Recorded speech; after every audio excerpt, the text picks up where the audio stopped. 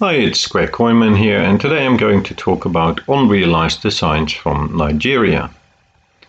We start our journey in 1966, and we can see here a set of coins where they write cents, and we can see most likely the Kayibi Dam. I'm not sure if I pronounce it right, most likely not. And we see here a 3 cent with a cacao bean, similar to the ones we can see on the 6 pence from 1959. Here are some more designs in the same series, and please look at the 5 cent. We can see a pyramid here on the 5 cent.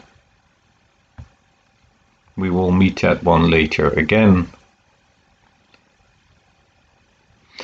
Here we have a design from Paul Vincze. On the left, he is his first original design, and then on the right we can see the design that was adapted. It's a cotton plant, and they used that one on the 3 pence, as you can see on the right.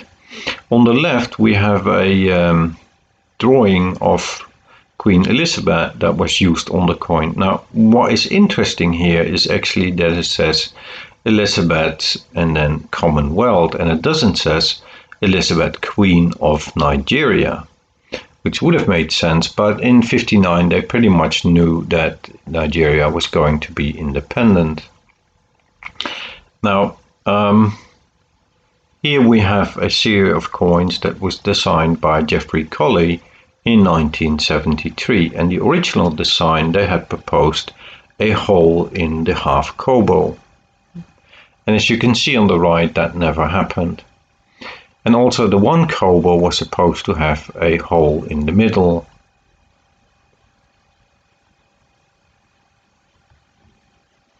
Here we have 2 designs similar for the 5 kobo. Again, it's pretty similar, but you can see the 5 is slightly different, and then on the right we have the actual coin. And here is the 10 kobo. We can see that the 3 is a little bit thicker in the bottom, but otherwise it's pretty close to the design that Geoffrey made.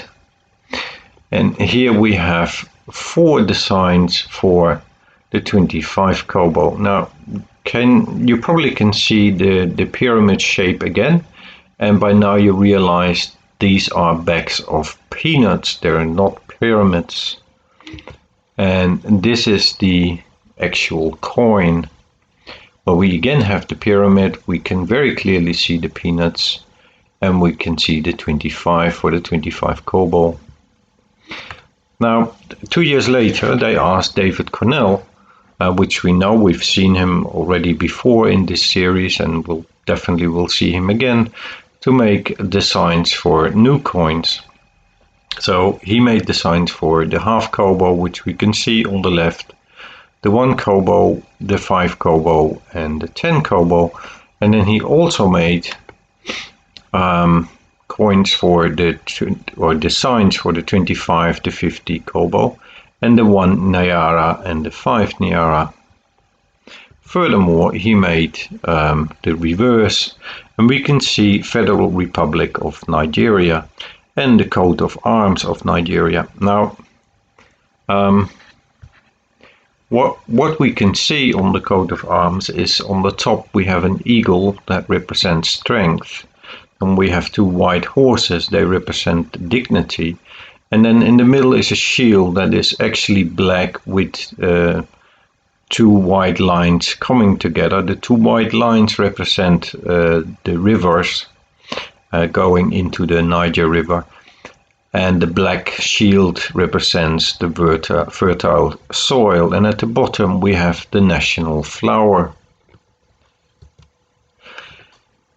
30 years later, or 31 years later, David was again asked to make a series of coins. Now, some of the designs we will recognize, or at least some of the traditional items on the coins we will recognize. And here David made 2 designs for 1 kobo.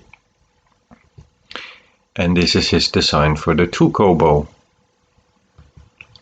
And two beautiful designs for the 5 kobo. I very much like these. And then we have the 10 kobo. And if you look at the one at the right, you probably recognize something similar which he used in 1975. And then we have the 20 kobo.